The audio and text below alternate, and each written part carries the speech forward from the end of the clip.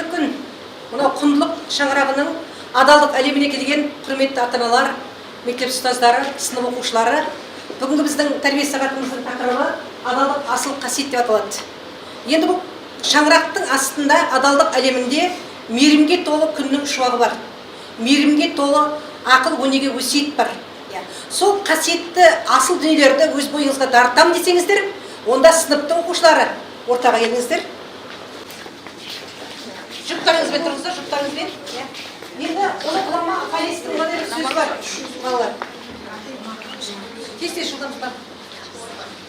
Жұппен тұра қалыңдар, жұппен. Жұп болып тұрыңдар. Жұп.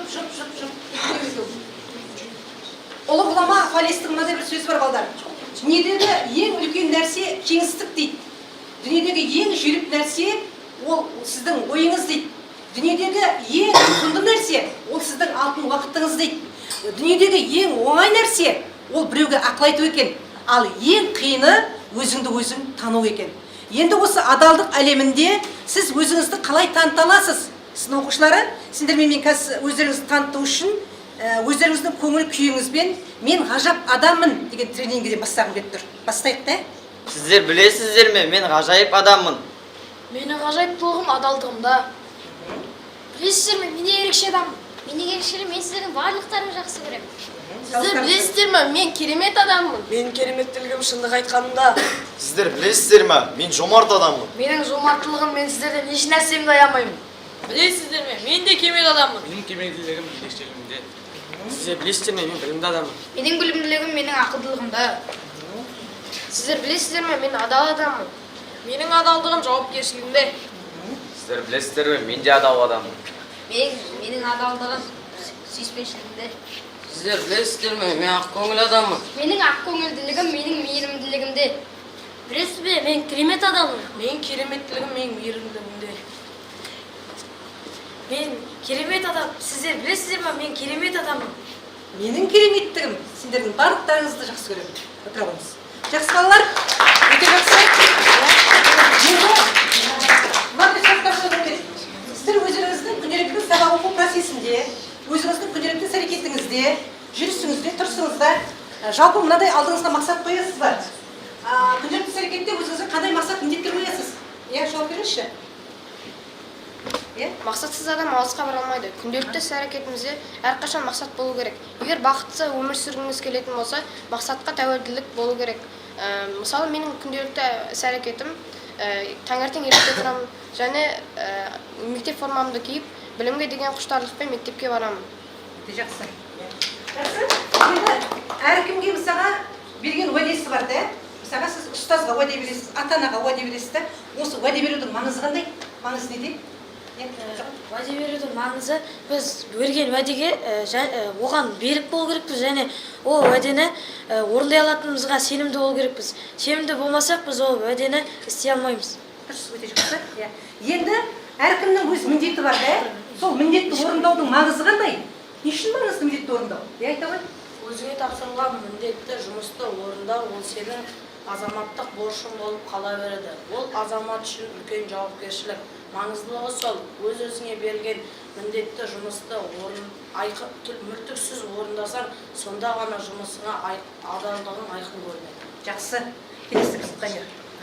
Енді біз айтып жатырмыз, адалдық әлемінде біздің өзіміздің күнделікті іс-әрекетімізді, өзіміздің еңбектенуіміз, біздің ақыл ойымыз, сол негізде іс-әрекетке қадам басуымыз, осы дүниелердің бәрі адалдық әлеміне келтіріледі дедік.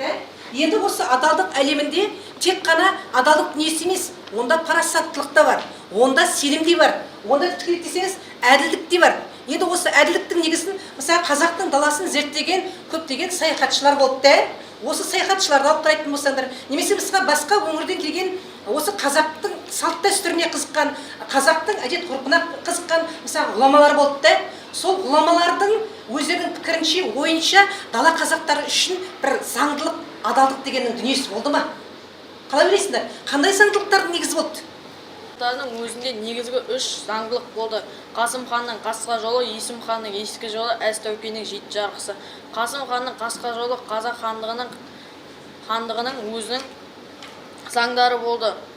Оның 5 түрі болды. Және Есім хан хандық құрғанға шейін хандық құрғаннан кейін Қасым ханның қасқа жолы, Есім ханның ескі жолы деген жаңа атқа ие болды.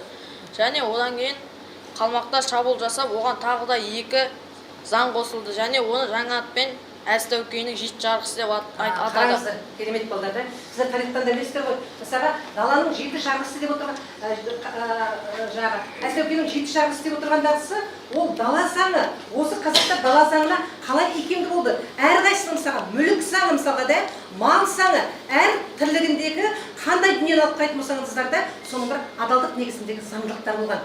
Ал енді қазіргі кездегі біздің сол заңдылық дала қазақтарының заңы қазіргі кезде біздің негізгі конституциямыз. Солай ма?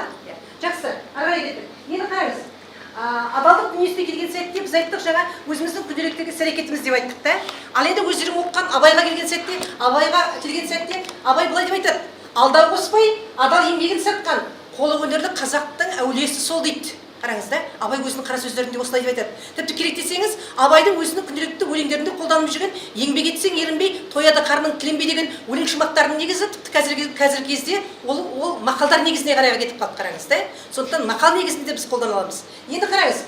Ал шәкәрімді алып қарайтын болсаңыз, шәкәрім дегеннің өзінің өмірбаяндық деректерімен танысатын болсаңдар, ол адамдардың ортасында ар ілімі болу керек дейді. Сол ар ілімі негізінде мынадай 3 ождан деп аталатын кәдімгі философиялық трактатын жазды, қараңыз. Өзі дәптердің көлеміндейді, бірақ осы дүниенің ішінде бұл жерде мысалы мейірім дегеніміз не, ынсап дегеніміз не, ар ождан дегеніміз не, адалдық дегеніміз не, осы кітапшаның ішінде түгелдей түсіндіріледі.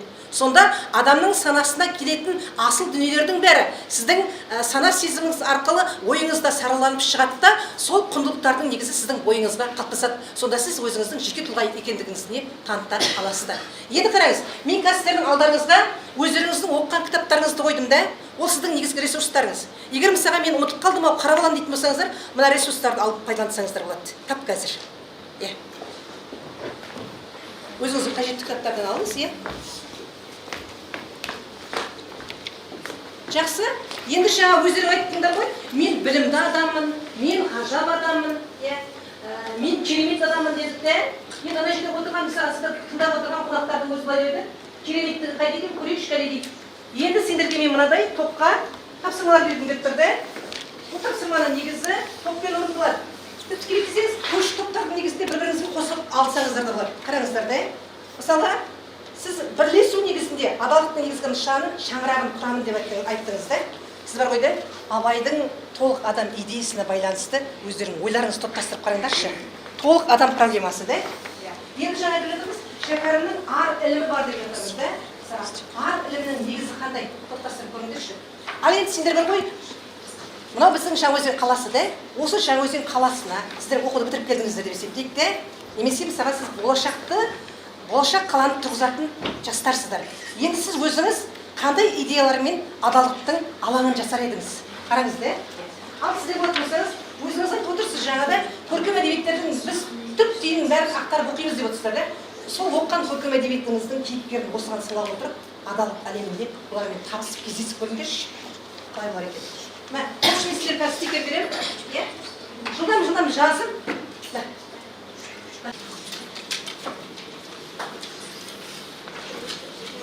Қараңыздар да, енді мысалға ойларыңызды жинақтай беріңіз, мен сіздерге алаңдатпаймын.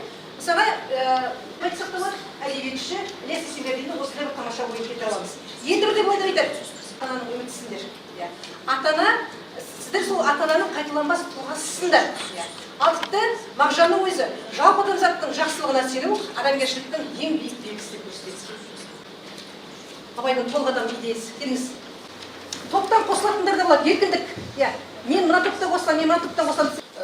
Толық адам идеясына осындай плакат жасадық. Абай бүгінгі біздің тақырыбымыз адалдық. Абайдың адалдық туралы 30-шы қара сөзінде жазылған. Қысқаша айтып берсем, егерде мал керек болса, қолөнер үйренбек керек. Мал жұтайды, өнер жұтамайды. Алдау қоспай, адал еңбегін сатқан қолөнерлі қазақтың әулиесі сол. Осы бірақ Құдай тағала қолына аз-маз өнер берген қазақтың кеселдері болады. Әуелі болысыммен олысымды асырайын деп, артық ісмерлер іздеп, жүріп, біраз істес болып, өнер арттырайын деп түзен өнер іздемейді.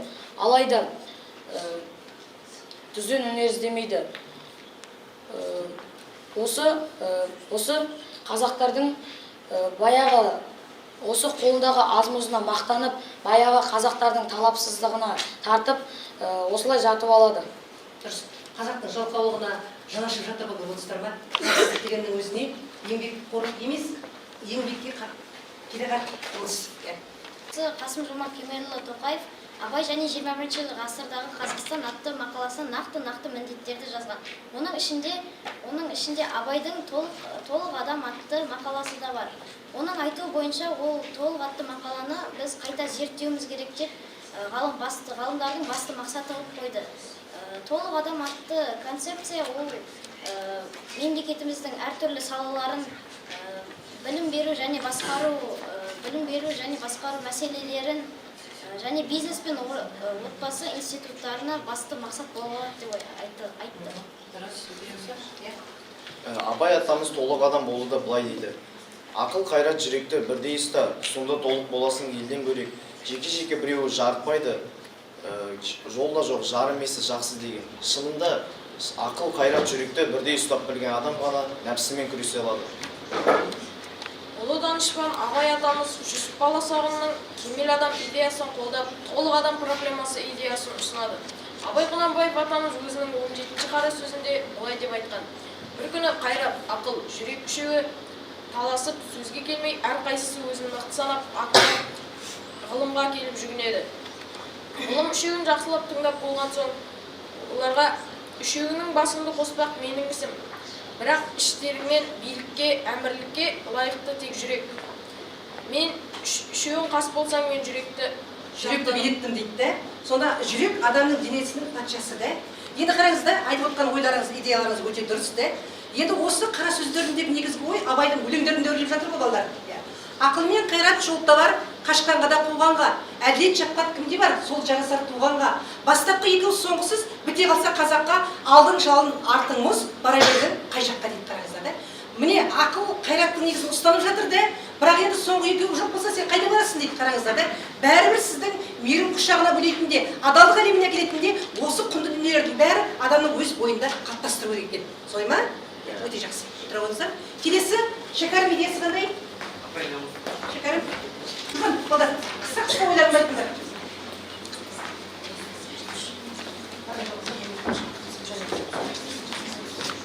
Шәкәрім атамыздың асыл ойлары адалдық, әділдік, ынсап, әділет, мейірім сияқты қасиеттерді кірлетпеуге негізделген. Ол жастарды білімдіден ғибрат алуға, ақылмен ойлап ісі әрекет қылуға шақырады. Оның құлқының құлы болмай, адалдық борышың, арышың қызмет ет деген сөздері бар. Ол бұл сөздерімен қоса адалдық борышың атты өлеңінде жазады.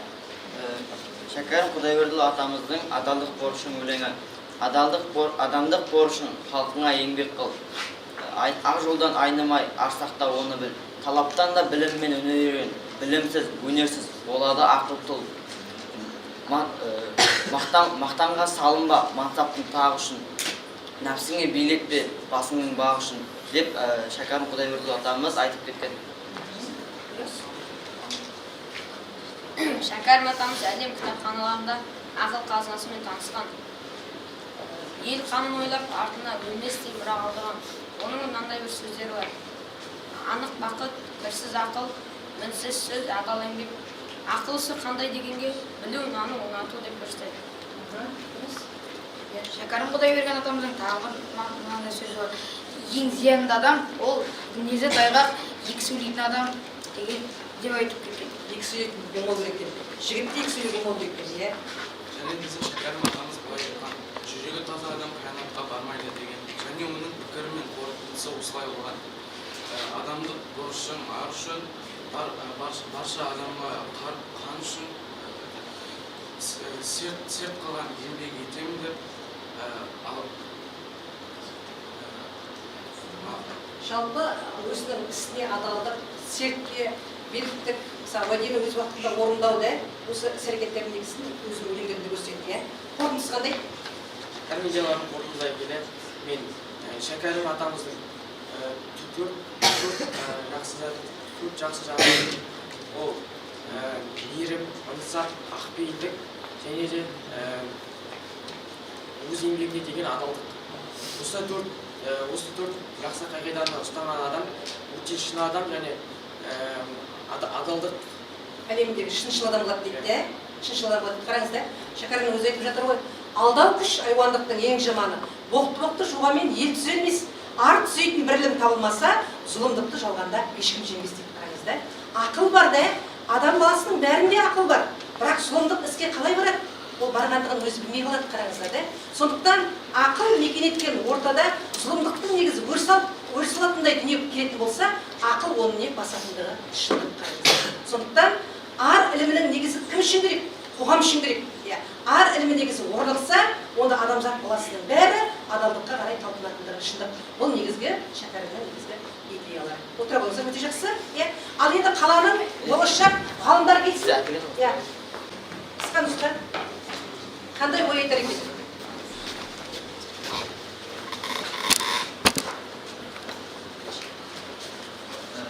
Егер де мен болашақта қаламды адалдық әлеміне әкелетін болсам, мен біріншіден жақсы оқу оқып, мемлекеттік жұмысқа тұрып жатсам, қаланы көркейтуге өзімнің үлесімді барынша қосатын едім. Мен жақсы оқып, жақсы жұмысқа тұрып жатсам, қала және балаларға аңғар және ойын жасап. Керемет, да? Өте жақсы. Мен мектепті жақсы бітіріп, өскенде жақсы оқуға түсіп және отбасымды құрмайтын боламын. Ел үшін, қала үшін. Мен қаланы көркейтіп және көрікті ғимараттар салар едім. Ал Қалада бастық болғанда мен ата-аналарға қамқор болатын едім. көріңіздер ата-аналар, тағы Және сыйлайтын едім оларға. Және де бұл қаланы көркейтуге барлық үлесімізді қосып, ең мықты қалалардың ішіне қатарына кіргізу. қалай көкке түн шығатындай болсын ба? Болсын ба? Аллеялар жасайсыз ба? Әр үйдің қасында не жасайсыз? Балалар Саябақ жасаймыз ба? жағдайларын жақсарамыз. Бассейнде жасаймыз дейді. Керемет, әр үйдің қасында бассейн болса, балалардың кезекке отыруының қажеттігі жоқ. Өте жақсы отыра болыңдар. Сіздің ойыңыз, өзіңіздің оқығандарыңыз бойынша, келесі жылы. Оқығандарыңыз бойынша.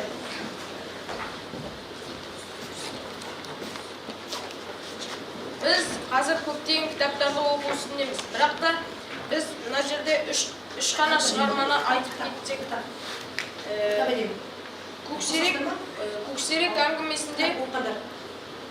Көксерек әңгімесінде көксеректің бірінде жатқан бауырларын ұмытпай, олар үшін соңына дейін оларды өлтірген адамдарды қуып өзінің адалдығын танытқан. Ал менің атым Қожа атты шығармасына келсек, ол Қожа қаншама тентек болса да өзіне өзі сөз беріп, айнасына қарап бірінші амандасып, өзінің халін сұрап, әр күн сайын мысалы мен өтірікші болмаймын, мен біреудің араларына от салмаймын деп өзіне сөз береді. Сөйтіп ол күннен күнге өзін жөндейді. Қараңыздар да, табиғат пен адамның арасында байланыс қандай? Жаңа айтып отырсыз ғой, қасқырлардың өзі мысалы өзінің күшіктерін қорғайды деп. Түс тағысы қасқырлар адамдар жақындаған кезде қауіпті сезіп, өзінің бөлтіріктерін төрге қарай ығыстырып, оларды қорғамақ болды. Адамдардың әрекеті дұрыс па сонда? Жоқ, қатыгез. Бірақ не? Қайтсе де өзі малын құртып отырған қасқырды жоям деп не? Осындай әрекеттерге барып жатыр. Табиғат пен адамдар арасында байланыстың негізі кішкене басқаша болу керек. Жақсы, өте жақсы. Енді мына бейнет көрініске қараңдаршы.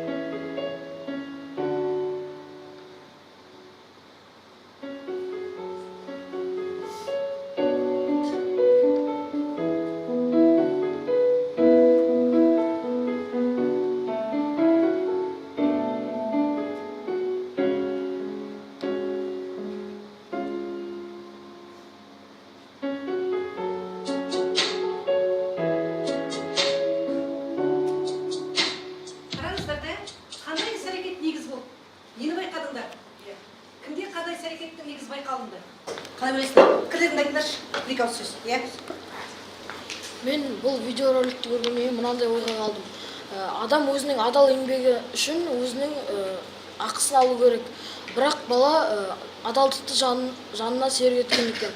Ол біреудің жоғалып қалған әмияны өз есіне апарып берді. Ал есі болса менсінбеушілікке, тәкаппарлыққа салынды. Мен бұл ойымды Абай атамыздың мына өлеңімен жеткізер едім. Адам бір боқ көтерген боқтың қамы. Бұларсың боқтан сасық өлсең дағы, менімен сен тең бе деп мақтанасың. Білімсіздік белгісі ол баяғы. Тағы қандай ойыңыз бар? Бала ол әмияндағы ақшаны алмай, оны апарып беруімен өзінің адалдығын және тәрбиелігін көрсетті. Ол баланың орнында ар-жаны жоқ бала болса, ол әмияндағы ақшаның бәрін өзіне қалтасына басып қалады. Тәуелді ақшаға, солай емес пе? Тиынға тәуелді болып отыр ғой. Тағы қандай ойыңыз? Ол бала жағдайы жетпесе де әлгі әмиянды алып алса болатын еді. Бірақ та ол әмиянды иесіне апарып берді. Бала әлгі бай кісі берген ақшаны алмады. Алмай өзінің жолымен кете берді. Бала мана әмиянды өзінің иесіне апарып беру арқылы өзінің адалдығын дәлелдеп, ол бір жағынан сондай-ақ ол манағы өзінің манағы менсінбеушілігін түсінбей жүрген кісіні жөнге салды деп ойлаймын. Қандай адам деп айтады ондай адам? Тәкаппар кісінің сабақ болды. Дұрыс айтасыз. Өмірде кездесе ма? Айта ғой. Қазіргі өмірде көп адамның ар-ұяты жоқ. Түсіп қалған енді өзінің пайдасын жарып шықса еді. Сап кетіп қалып мүмкін де қалтаға? Ана ағай оны менсінбесе де ол қайтарып беруге талпынды. Ал. Іс тәжірибеден өзіңіз көрсете аласыз ба қазір? Мен қазір мен қолымда оқушының несі бар, аты жөні бар. Ата-ана келіңіз да мында. Мама, не болды? Амансың ба балам, қалайсың? Күнің қалай өтті? Жақсы мама, өзіңіз қалай? Балам, кеше саған аяқ киім алуға 20 мың теңге берген едім. Оны қайтарымы жоқ қой. Кеше мама достармен қыдырып бәрі бітіп қалды, жоқ. Ол ақшаға қазір әкең де аяқ киім алған жоқ. Сен оның барлығын қазірден сауатын болсаң, ертеңгі күнің қалай болмақ? Мама, қойыңызшы, сондағысы 20 мың теңге ғой. 20 мыңның қалғаны ол көп ақша ғой. Мүмкін бір айға саған күнделікті ақшаңа жететін еді қалтаңда жүруге.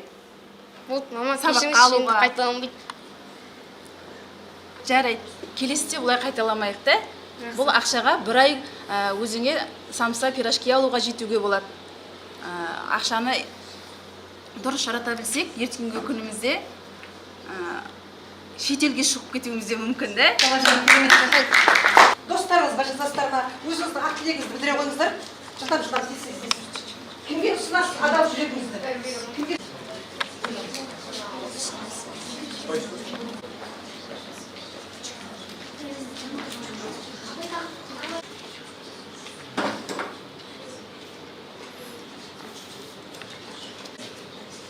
Сөзіңді оқи ғой. Қайын. Ұзына шығарып кеттің. Кім жазып болды? Кім үшін жазылды? Құрметті Күләш апай, мен сіздің жомарттығыңызға тамсанып осы жүректі сізге. Ой, керемет, жаным жүрегім. Құрметті Абайхан ағай, мен өзімнің адал жүрегімді сізге беремін. Себебі сіз өте адал тәрбиелі адам. Жүрегіне сақтарыңыз. Тағы кімде? Мен өзімнің адал жүрегімді адал қылсым айдынға беремін, достығымыз мәңгі болсын. Керемет. Тағы? Құрметті ата-анам, мен сіздерге мені осы дүниеге әкелгендеріңіз үшін осы жүректі беремін. Тағы кімде? Жылдам қалып қойсыңдар қазір, Жасан? Мен бұл адал тілегімді өзімнің ата-анама ұсынғым келеді. Өйткені олар мені осы жарық дүниеге әкеліп, мені жақсы балалық тәрбиелеп өсірген үшін. Тағы кімде? Тағы?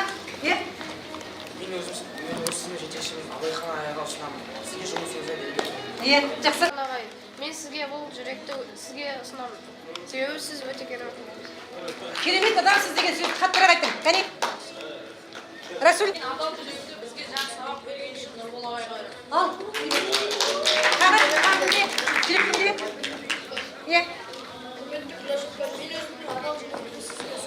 Ой, керемет. Тағы да қосайыншы жүрегімнің қасына. Тағы? жүргізіп қоямын. Мына жүргіз, мен сізге жүргіземін. Неге жақсы керек? Тағы кімде?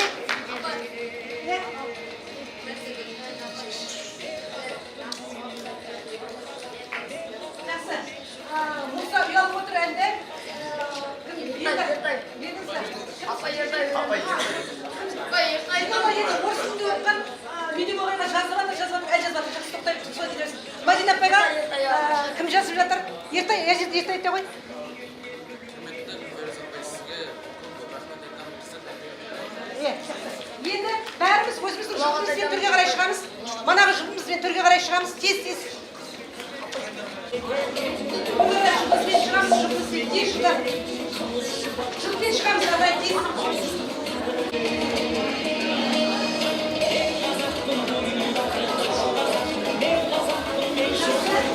Сол сырдың негізінде білімнің құшағына енеміз. Біз үлкен ерекше тұлғалы азамат боламыз деген сіздің асыл армандарыңызды, үмітке толы, құшақ толы армандарыңызды жалғасын табады деп есептеймін, биіктен орын алады деп есептеймін сендерді. Сондықтан мынау адалдық әлемінің құнды, тәтті қағазы. Осыған ие болыңыздар, келіңіз. Адалдық жолына қарай қадам басамыз.